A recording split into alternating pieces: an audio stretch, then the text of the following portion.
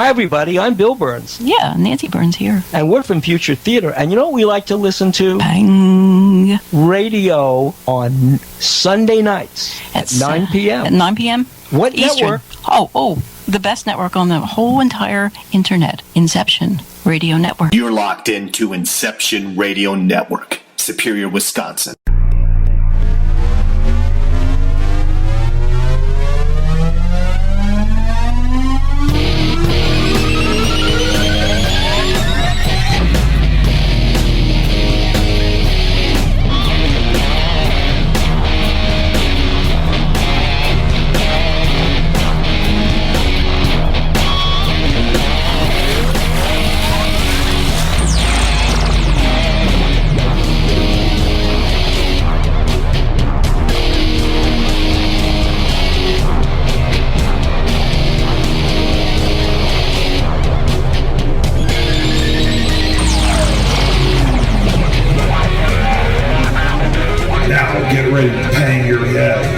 Your radio host for Pang Radio, Mike Lucas.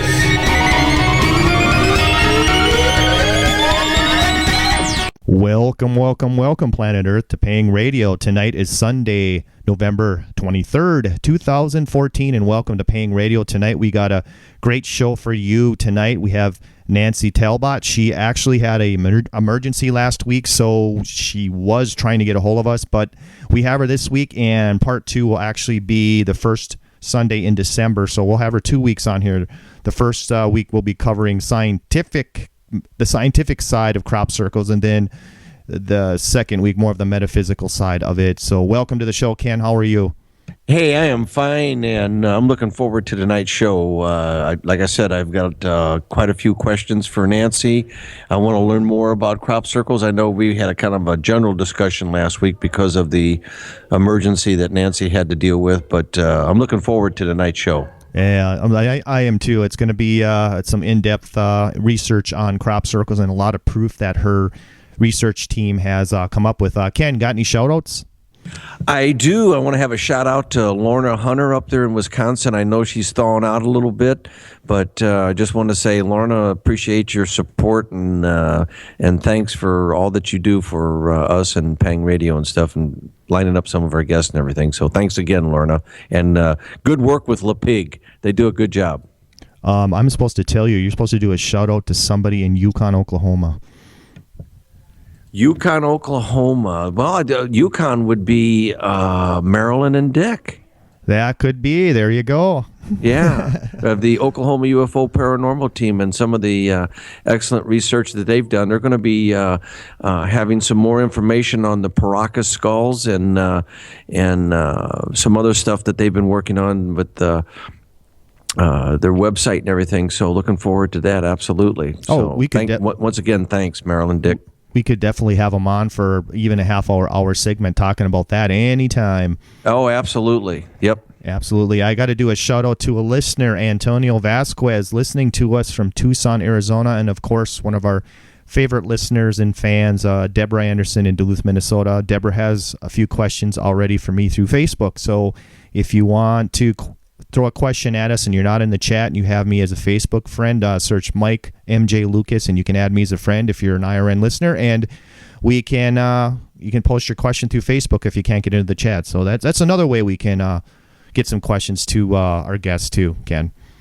That's an excellent idea, and absolutely. And I tell you what, we've had some really good questions from our listeners. So guys, gals, keep it up. Appreciate it. Yeah, we definitely appreciate it. There are many different ways to listen to Inception Radio Network. You can listen via our apps on the Android and iTunes market. Oh boy, I'm slipping. I work in this industry and I can't even.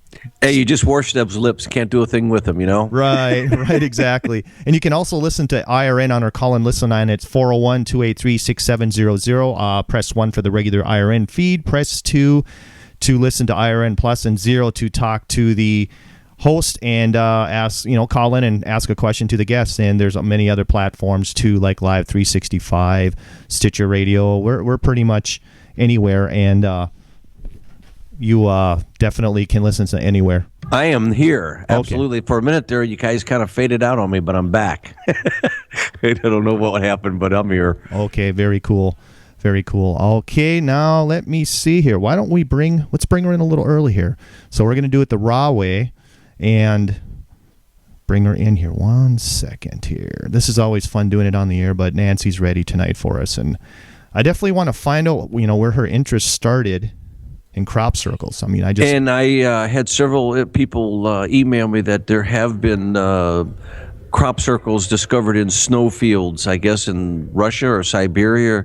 There was a number of intricate patterns that were in the snow. I know we asked that last week. I just wanted to, I got some information on that I guess they really did find some crop circles in snow.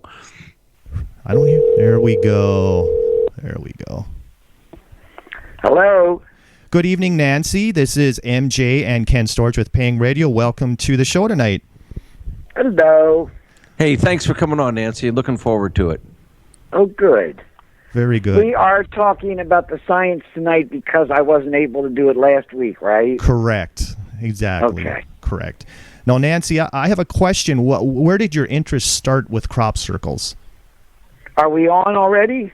Yes, we're on right now. We're live. Oh, all right. There you go. Usually they put me on hold for a while. I'm sorry, what was the question again? Yeah, what got you interested in crop circle research? A photograph in a magazine at the kiosk in Harvard Square. Really, just that little picture got your interest going. That's neat. One look at that thing, and I'd never heard of crop circles, but something about it really kind of captured my imagination. And I was recovering from an illness at the time, and when I saw the thing, I don't know, I just had this instinct to follow up as soon as I could. And as soon as I was able, I went to England and met with George Wingfield, who was one of the early British researchers and very literate. It was his article that I'd read in this magazine. And he took me all over the place and introduced me to everybody, and I got down on my hands and knees in the circles and right away realized that there were some changes in the plants. I saw some things that I thought were interesting. And while I was over there, I also learned that there was an American biophysicist who had already had gotten in touch with Pat Delgado a year before, and had already started to look at plants, which kind of blew me away that there was an actual scientist, particularly in the States, paying any attention to this. And so as soon as I got home from England, I went trotting off to Michigan to meet William Levengood, and just walked up to the door and knocked on the door. Hi, my name's Nancy. And I was wanting to find out, what he was doing. I'd worked as a research analyst for a number of years at Harvard and at the University of Maryland, and I had some familiarity with, basic scientific protocols and procedures, and I wanted to see what he was doing. And I guess, really, I wanted to ascertain for myself that it looked like he was doing something sensible, Mm-hmm. And he was. It was very straightforward. It wasn't rocket science, but he explained exactly what he was doing. And in fact, I was able to do a little bit of it under the microscope with him. And I understood, not only what he was doing, but how he was deriving these facts that he was starting to produce, these physical abnormalities that he was documenting in the samples that had been sent from England, in his lab. And that's where it all started. Ken, you have a question? Yeah, Nancy, how long have you been doing this? How long have you been involved in, about what is it called, serology? Years. I don't call it anything. It's a study of crop circles. And Levengood, I think, probably got those first samples in 89 or 90. And John Burke and I both found out about him independently. John Burke was the B in BLT. Levengood, of course, was the L, and I'm the T. And I think that Burke and I totally independently found out about Levengood's early work at the same time, and so we met him at about the same time, although independently of each other. And the three of us were sincerely interested in trying to figure out what was going on, and that's how BLT started. So going back, how many years? When were crop circles first reported? If you want to tell our listeners, I mean, through your research, what have you found? Oh, we started in, like I say, 89 with Levengood or 90, and then John and I 1992. But the circles themselves, this current flap, if you will, was, I think, first reported or observed, occasionally occurring in the mid to late 70s in the UK, escalating during the 80s, both in numbers and complexity of design. And by the end of the 80s into the 90s, these long pictograms had just begun. And those really galvanized world attention because they were much more elaborate, much more dramatic, and suddenly everybody, was paying attention. It turns out that there were circles occurring, not just circles, but crop formations, occurring all over the world at the same time, but nowhere near so many as were being found. This little area in southern England is quite small and easy to drive around. In a day, you can cover all of the areas where they generally are found there. So it's a very condensed place, very easy to stay on top of them. Whereas when they occur in Washington State or South Carolina or North Dakota or, the Yukon or all these other places they occur, they're a little bit harder. You got a lot more distance to cover to find out when they occur and where. But it appears that they have been occurring all over the world, and this includes Africa and South America, China, Russia, the Middle East, Israel, Australia, as well as North America and Canada, off and on for probably about the same time period. Interesting. You just don't hear about them, or nowadays you may hear occasionally, but in those early days, nobody knew what they were. The term, I don't think crop circle had even, occurred yet. And the farmers would find them and didn't have the faintest idea who to tell, much less what to do about them.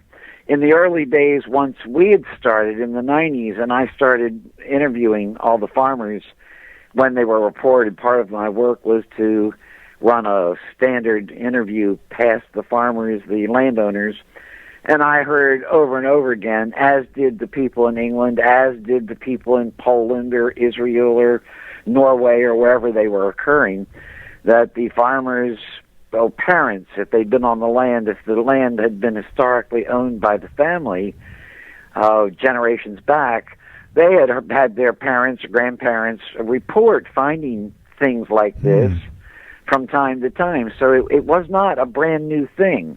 It was simply, I guess it had been so occasional, and because we didn't have the internet, we didn't have the kind of communication systems we have now, it wasn't being reported or recorded, and many of the farmers, even today, are absolutely convinced.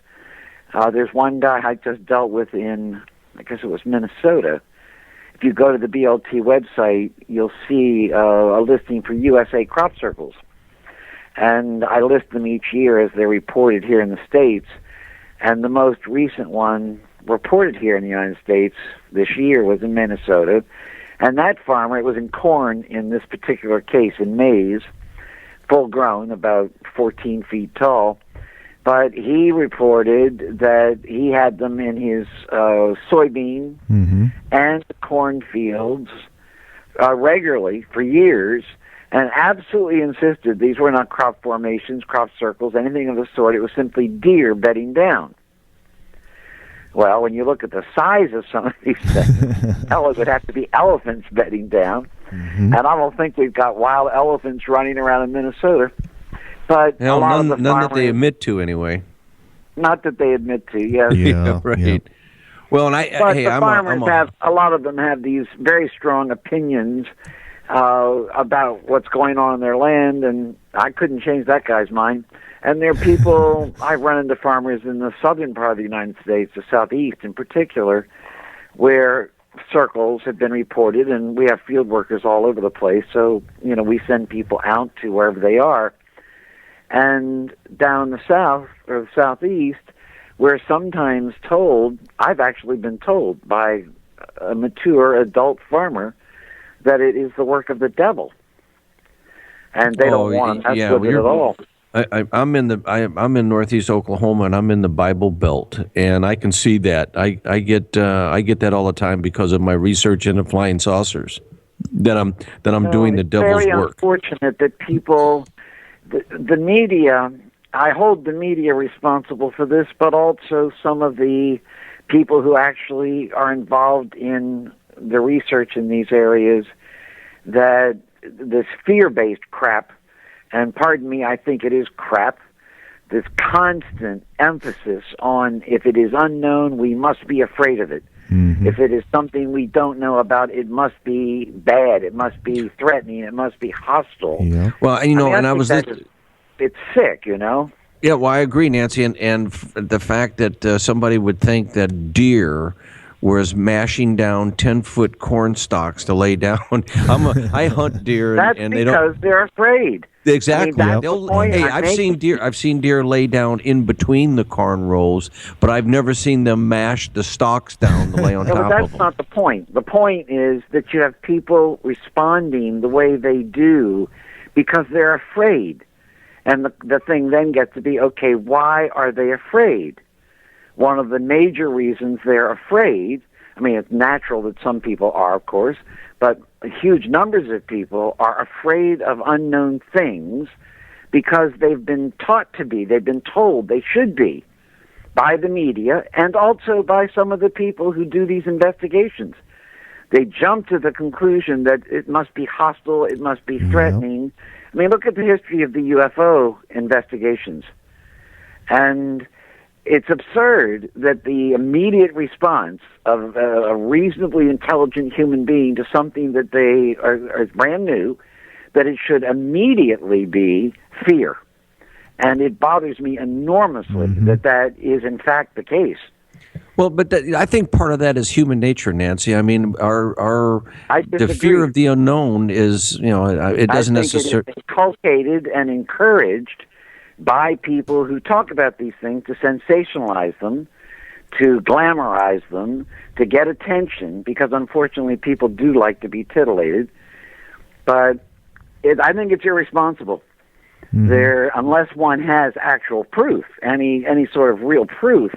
Obviously, caution is advisable in unknown situations, but this jumping to the conclusion that just because we don't know about it, because we don't have a handle on whatever it is, that we should approach it fearfully, it's holding back. I mean, it holds us back from incredible advances, It sure does. Well, yeah, I think, anytime you throw that into the mixture, it's going to inhibit your ability to do the proper research in order to answer some of the questions that, you as a researcher would be seeking. And which leads me, when you were talking about proof, what percentage do you think, Nancy, are legitimate crop circles or crop formations, as you call them, and those that are hoaxed?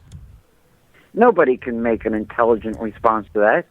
You'd have to have sampled every single circle at least for one given summer to even vaguely have an answer. Why don't you let me talk about some of the physical changes that we've discovered and what they are, what the energies are that cause them, and what sort of an energy system is then capable of producing those energies, to give people some sort of an idea of the framework that we've been developing as to what may be at least a partial answer regarding the causation of the genuine formations. Let's do it, Nancy. Let's do it.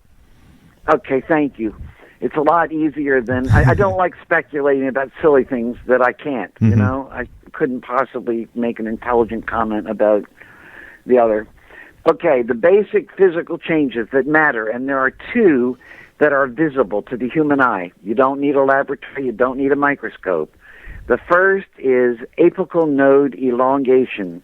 These are the top nodes, the first nodes beneath the seed head. And if people go to the BLT website, which is bltresearch.com, and open up on the left, you'll see a margin, and it says plant abnormalities. If people would like to see the photos of some of this, they could follow along. This top node, the apical node, is elongated as compared to the controls out in the rest of the field. This is the best established, most thoroughly tested parameter that we've got so far. Now, in some cases, the node lengthening of this top node is not excessive. It's, say, 35 to 50 or 70%. At that rate of change, you can't always tell visually. But in many cases, the degree of lengthening will be at around the 90 to 100, 150, even 200% increase in node length. When it's up in those ranges, it's clearly, easily visible. One of the things I do when I visit a new circle is I walk in from wherever the access road is, get into the field a little ways. You never want to take your controls from the edge, because the edges of the field, the plants always grow slightly differently there. But you get into the field a little ways, and I just take a knife and cut off a handful, say 10, 15 stalks at the base, and I carry them with me then into the actual crop formation when I get there. And you can get down on your hands and knees and simply start comparing the node lengths, these top apical node lengths on the flattened plants, to the controls that you've just brought in with you. And if you do this throughout the formation in various parts, if in fact there is a considerable node length increase, it'll be obvious. You'll see it without any problem at all. The reason that we take hundreds and sometimes thousands of plant samples and controls is because sometimes the energies involved do not produce such a massive change. They'll produce something more in the range of 50, 60, 70, 80% change, which is not always clearly visible. There's some variation in node length anyhow, and you really can't evaluate it visually that way. So we take all the samples and then do it in the lab. So that's one visible change you're looking for, is the top node, to see whether it is longer, whether the flattened ones inside the crop circle are longer than the controls from out in the field, a considerable distance away from the formation. The second visible sign are what we call expulsion cavities. These are holes blown out in the lower nodes of the stalks. We're talking here about essentially wheat, oats, cereal plants, rye, barley, stuff like that. It also happens in maize and in a number of other plants. But these holes, the stalks down the lower part of the stalks they're not elastic at all. They're very strong, the external fibers. And so the lower nodes are what usually will show these expulsion cavities. They're holes clearly blown out at these lower nodes. You don't need a microscope at all. They're completely, clearly visible if they're present. Now, both of those changes, those visible, clearly obvious changes, are caused by the exposure of the plants to extremely intense but very brief bursts of a heating agency that we believe is almost certainly going to be found to be microwave radiation. Okay. It acts exactly like it would in your oven. You put an egg or whatever, in your oven, you crank it up. If you let the egg sit in there too long, what's going to happen is the moisture turns to steam, the steam expands, and at the top of the stalks, we have that's the youngest part of the plant, and the tissue is very elastic, and so as the moisture turns to steam, it stretches those fibers at the top, and seeps out, leaving the elongated nodes. Farther down the plant stem, the fibers don't stretch. They're not elastic at all. And as the steam pressure builds up, it does exactly what would happen in your microwave oven. It simply explodes the sides of the cell walls of the nodes, causing the holes and letting the steam out. Okay, that makes sense to you so far? Oh, yeah, and I've been throwing up pictures in chat too, Nancy, so people are following along with this too. Okay. Perfect. It's working out. Very logical. We're not doing rocket science. Right, here. right. Exactly. Yeah, it makes sense. Well, hey, Nancy, I got a question for you. These stalks that you're describing are all grains. Does this? And we're talking about grains primarily because that's what we've worked on the most.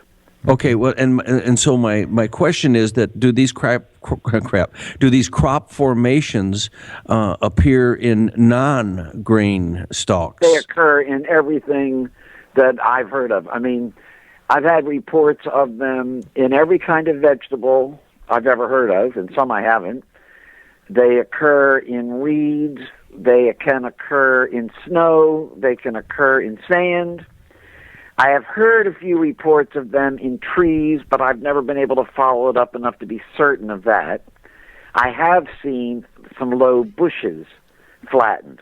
So apparently, this causative mechanism, which we've only just begun to describe here, can affect almost anything on the surface of the earth that should react. Cement wouldn't react, I don't think.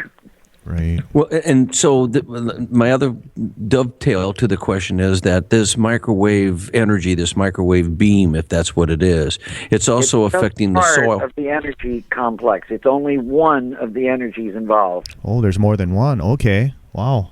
And it's affecting the soil contents also? The next energy that we discovered that was present was by accident, as often happens in science. A bunch of samples had come in from, I think it was California in this case, of a formation that had occurred out there. And Levengood, who did all of this early lab work himself, had done the examination of the plants and the samples and the controls. We normally get in, at that time we were getting in, 1,000, 1,500 samples at least, and about that same number of controls. And it's a huge amount of work, as you can imagine. We're measuring all those nodes, we're counting all those expulsion cavities. But we also do germination studies, microscopic studies. There's a lot of other work that you can't do in the field. I just told you about the things you can see visually first. But in the lab, one of the things that Levengood was doing regularly were germination studies. He'd take seeds from the affected crops and from the controls, and then germinate them in professional germination chambers to see if, in fact, there were any differences in the way the seeds, the affected seeds, would germinate. And what we found was that when circles occur early on in the season, in the growth season, this would be end of May and June in the northern hemisphere, before the seeds are fully formed, when they're still forming, in other words, the plant is not mature, when crop circles occur at that time of the year, the seeds become stunted, they're dehydrated, they weigh less, and in many of the cases, they are in fact sterilized. They will not grow when germinated. So, effectively, those plants are sterilized. We found also that when crop circles occur in organic, non-hybridized plants, hybridized plants grow at a random rate of growth. They don't all grow at exactly the same rate. And this is one of the reasons why hybridized crop is used. The farmers want the plants to all grow at exactly the same rate because it's easier to apply their pesticides, do the harvesting, blah, blah. But organic stuff doesn't do that. It grows kind of variously. And we discovered when we happened to get some samples in from an organic farm that those samples, those plants, which grow variously normally at different rates of speed, their growth rate became synchronized after the crop circle had happened. highly unusual and very curious. Very. But perhaps the most interesting result, it was the most productive result from the germination work, was that we discovered by accident, because there's a very formal way that you have to dispose of all these samples according to the Department of Agriculture. There's a special kind of furnace, and you have to to get rid of these things in a certain way. And Levengood had emptied out his lab after doing a particular formation. He thought he'd gotten all the boxes out, but he'd forgotten one. And a couple of weeks later, he found the box and opened it up, and inside were a couple of samples from this California formation and a couple of controls. And he noticed immediately that the controls were dead as doornails, and the samples, which had had no water, no sunlight, nothing, for weeks, were growing vigorously. What? Really? This was a clue. And Levengood, being a biophysicist, had some idea what it might mean. And he and John Burke then spent a considerable amount of time, and we began testing a number of other crop formations that occurred later on in the season. This was one from late in the year. And it was consistently then discovered that when the crop circles occur in mature crop, where the seed is fully formed when the formation occurs, those seeds, although they will be dehydrated, they usually weigh less and they look kind of scrunched up. They germinate and then grow at up to 5 times the rate of normal. That's 5 times faster. They do it without water or sunlight for long periods of time, and they produce greater yield. Wow. Now that is a stunning result. If it could be figured out, John and Levengood immediately realized that if they could figure out what the energies were that were causing that change, it would be of great interest to the farming community. Oh, yeah. Because it could, number one, protect you against series of droughts, for instance. If you can figure out how to treat seeds this way, then you don't have to worry so much if there's a drought or if there's a long spell without a lot of sunlight. And they worked for some time on this and eventually were able to produce a piece of equipment that delivers what Levengood called ion avalanches.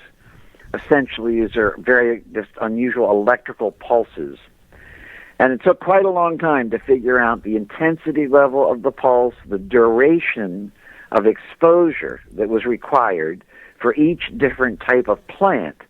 But eventually, they were able to figure out in cotton, in carrots, in tomatoes, in wheat, in corn, a number of other varieties, the exact intensity level required and the duration to which those normal seeds had to be exposed to produce exactly the same result that we had found in the crop circles. Hey, Nancy. And so, eventually they were able to create at will this increased growth rate up to 5 times the rate of normal, growing without water or sunlight for long periods of time, and producing greater yield. Hey, have you done any type of study on the insects inside the crop formations and how they're affected by this? Keep going with what we have done. Okay. And then we'll get to what we haven't, okay? Okay, well, I'm just writing questions as you're going down this list, and I was thinking, all the insects inside the point is that with this increased growth rate, they were able to patent this finding, and then John Burke spent a considerable amount of time going around the world to the various seed companies, because this form of treatment of seeds in no way changes the environment. It doesn't cause any harmful effects. There's no pesticide involved. There's no residue. The flora and fauna are not in any way affected. And the seeds, it's very inexpensive to treat them with this condition. Unfortunately, the seed companies like Monsanto and many of these other companies have invested millions, if not billions of dollars now in this genetic stuff, which is horribly, nobody has any idea how safe this is. And unfortunately, they make a great deal of their money because their seeds are engineered so that they, of course, need their Roundup pesticide, And then they need all these fertilizers that these companies produce and sell also. Whereas what we discovered from the crop circles, you don't need any extra fertilizers. You don't need any pesticides at all because the plants are growing so much faster than the pests which have evolved to feed on those plants, that by the time the pests have come out of their cocoons or whatever, the plant is way past the stage where it's in trouble. And yet, nobody was interested in this discovery. They replicated our work. It was replicated all over the world in fields where, the treated seed, we called it the MIR technique, and we treated the seeds and then would send them off to these companies around the world, and they would run the studies. They would plant them and compare them to various other seeds that they were, trying. And consistently, we saw a 25 to 35% increase in yield, or they reported this, and we also found it in our own studies. And yet, in spite of that, there was absolutely no interest. In fact, if anything, the desire was to squash the information and keep it from getting out. I think that's rather a sad commentary on the state of, it's all for money, If you can't make money from it, you're not interested. Right. But right. I want to move on to the last energy. That particular energy, we're talking here about these unusual electrical pulses. So we've discovered that there is something, either microwaves or something that acts just like them, involved in creating crop circles. There are also these unusual electrical pulses. Clearly, they are also involved. Then, in 1993, by accident again, we found a crop formation in Cher Hill in England that had happened during the Perseid meteor shower in August. And in the center of this, the centers of this particular crop formation, there was sort of a glaze. Now, this information is all in the magnetic material in the soils section, and there are photos there that show this metallic glaze that was found on the soils in that crop circle. And then the plants themselves, the centers of the flattened areas, those plants were covered in this sort of residue. And we then discovered also these tiny little spherical particles, again, of this, what had been molten iron. And theoretically, what we thought was going on was that we know that meteoritic iron, tiny little particles, like microscopic particles, of meteoritic iron are filtering down to Earth through the atmosphere all the time. And that's perfectly normal. And during a meteor shower, there's more of this stuff than there is normally coming down. And so what we thought was going on was that a swirling plasma vortex system, which we know because we knew that plasmas, when they spiral, emit microwaves. We know that they also are associated with these highly unusual electrical pulses. And so the concept developed that somehow in the ionosphere, not local weather conditions, but we're talking way up in the upper atmosphere, that turbulence of some sort created these descending plasma systems, which were spiraling around the Earth's magnetic currents right down to the Earth's surface. And as they were doing this, they were emitting microwaves, emitting these unusual electrical pulses, and of course, as they spiraled, they generated very strong magnetic fields. Those magnetic fields would be strong enough to draw in these microscopic particles of meteoritic dust if, in fact, the plasma occurred in a place where there was one of these meteor showers going on. And then the meteoritic particles would be heated up by the microwaves being emitted by the spiral. And what happens is the material is then, it's turned into, it's molten, it's literally liquid. And it's just like in the Revolutionary War when we made shot, we built huge shot towers and heated up the lead and dumped it off the end, because what happens is that in the molten state, as it falls through the air, it forms a sphere. And that's exactly what we were finding from that time onward in the crop circle soils. These tiny little 10 to 50 micron diameter perfect spheres of highly magnetized iron. And this was our understanding of where it had come from and how it got that way. And what it ends up showing us is that we have now at least 3 different types of energy involved in the creation of crop circles, and all 3 of them are known to be associated with spiraling plasmas. Northern Lights, for instance, is a spiraling plasma you'd be familiar with, but it never comes down to the Earth's surface, and it's also too high energy for what we're talking about. Another plasma system or discharge you, of course, know is a lightning strike. That is the only one currently known to actually reach the Earth's surface, but a lightning strike is much too intense. That's much too much energy. It's much greater than what's going on in the crop circles. And so Levengood proposed that an unknown plasma of some sort, I mean, his proposal was that there did exist perhaps a plasma not yet understood by science, not yet documented by science, that was much lower energy than either the Northern Lights or a lightning strike or sprites or blue jets, some of these other plasma discharges which have been discovered lately. And that this, in fact, this particular one is actually reaching the Earth's surface, drawn to certain places because of electrical charge in the Earth's surface, and it also has something to do with underground aquifers, creating the crop circles. That is the basic idea. So, given that information, are there questions based on about that? Ken, do you have a question at all? I was taking notes here and trying to keep up and writing. What is it about England and that little small space of territory that would attract this type of energy? Is it some kind of vortex or what? Have you come to any type of conclusion? I mean, I can't answer you conclusively about that, but I can give you a very good idea. Okay. When we looked at the geology in southern England, the first thing that became completely obvious when you go to southern England, because you can see it all over the hillsides in these chalk horses, you see etched into the hillsides. Yeah. The entire substrata is chalk.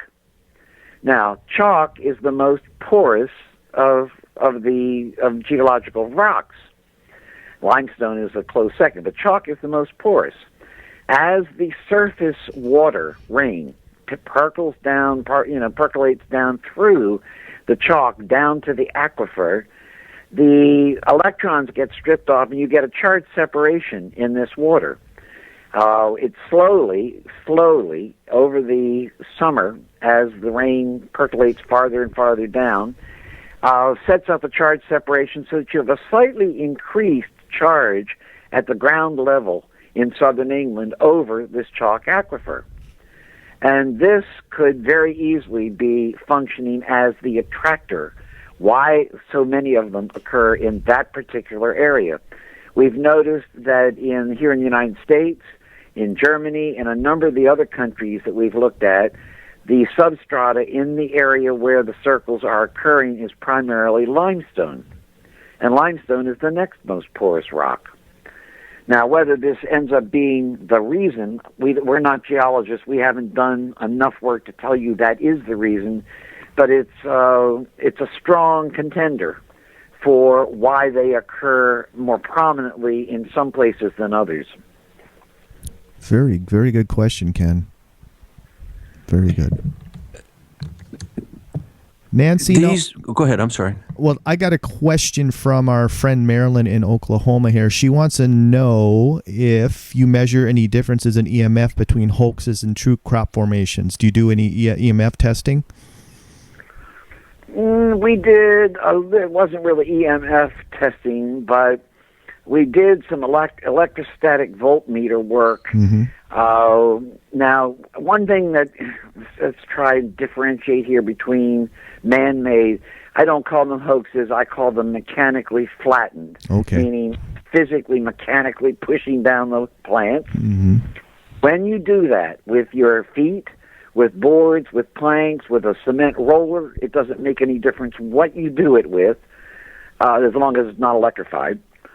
There is absolutely no change in the apical node length, in the presence of expulsion cavities, in the germination capabilities, or there's no depositing of these magnetic particles in the soils.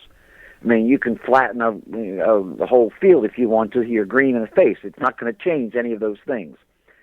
There's no. To listen to the rest of this interview, please go to InceptionRadioNetwork.com and register for the Insiders Club. What is the Insiders Club? The Insiders Club is our premium content, what you've just listened to. Now, what you've just listened to is a preview of that premium content. The Insiders Club is how we pay the bills. It's how you support IRN. You join forces with IRN to get the truth out there. Now, a lot of our content is free. I mean, most of our content is free. All of our live shows are free. If you go to our archives, the vast majority of our archives are for free. But to pay the bills, to help make sure this network stays alive, stays viable, we offer those who really love our radio station, our network, and our shows an ability to support our network and become a part of IRN. Actually join forces in helping us get the truth out there. Now, how do you do this again? You go to InceptionRadioNetwork.com and you subscribe for the Insiders Club, and you'll have access to all of our archives, including this show, the rest of the show. A faster way of getting there, go to the description below this video and click on the link. And like I said, you'll be joining forces with IRN. You'll have availability of all of our content, and we really appreciate your support. Thank you.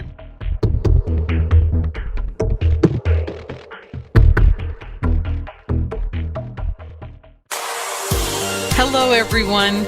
Lorian Fenton here, host of the California MUFON radio show, asking if you'd like special access to exclusive and amazing information about UFOs, the paranormal, and all things unexplained. If you're nodding yes, then join IRN's Insider Club. As an Insider Club member, you'll get an all-access pass to premier Inception Radio Network content for only $4.99 a month. This includes live UFO and paranormal conferences, live streaming UFO skywatches, exclusive IRN radio and TV productions, and of course, paying radio with MJ and Ken Storch. So don't wait any longer. Visit InceptionRadioNetwork.com and click on Member Login to join IRN's Insider Club and get your VIP access today. To listen to the rest of this interview, please go to InceptionRadioNetwork.com and register for the Insiders Club. What is the Insiders Club? The Insiders Club is our premium content, what you've just listened to. Now, what you've just listened to is a preview of that premium content. The Insiders Club is how we pay the bills. It's how you support IRN. You join forces with IRN to get the truth out there. Now, a lot of our content is free. I mean, most of our content is free. All of our live shows are free. If you go to our archives, the vast majority of our archives are for free. But to pay the bills, to help make sure this network stays alive, stays viable, we offer those who really love our radio station, our network, and our shows an ability to support our network and become a part of IRN. Actually join forces in helping us get the truth out there. Now, how do you do this again? You go to InceptionRadioNetwork.com and you subscribe for the Insiders Club, and you'll have access to all of our archives, including this show, the rest of the show. A faster way of getting there, go to the description below this video and click on the link. And like I said, you'll be joining forces with IRN. You'll have availability of all of our content, and we really appreciate your support. Thank you.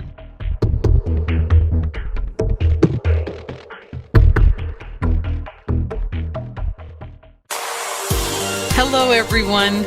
Lorian Fenton here, host of the California MUFON radio show, asking if you'd like special access to exclusive and amazing information about UFOs, the paranormal, and all things unexplained. If you're nodding yes, then join IRN's Insider Club. As an Insider Club member, you'll get an all-access pass to premier Inception Radio Network content for only $4.99 a month. This includes live UFO and paranormal conferences, live streaming UFO skywatches, exclusive IRN radio and TV productions, and of course, paying radio with MJ and Ken Storch. So don't wait any longer. Visit InceptionRadioNetwork.com and click on Member Login to join IRN's Insider Club and get your VIP access today. To listen to the rest of this interview, please go to InceptionRadioNetwork.com and register for the Insiders Club. What is the Insiders Club? The Insiders Club is our premium content, what you've just listened to. Now, what you've just listened to is a preview of that premium content. The Insiders Club is how we pay the bills. It's how you support IRN. You join forces with IRN to get the truth out there. Now, a lot of our content is free. I mean, most of our content is free. All of our live shows are free. If you go to our archives, the vast majority of our archives are for free. But to pay the bills, to help make sure this network stays alive, stays viable, we offer those who really love our radio station, our network, and our shows an ability to support our network and become a part of IRN. Actually join forces in helping us get the truth out there. Now, how do you do this again? You go to InceptionRadioNetwork.com and you subscribe for the Insiders Club, and you'll have access to all of our archives, including this show, the rest of the show. A faster way of getting there, go to the description below this video and click on the link. And like I said, you'll be joining forces with IRN. You'll have availability of all of our content, and we really appreciate your support. Thank you.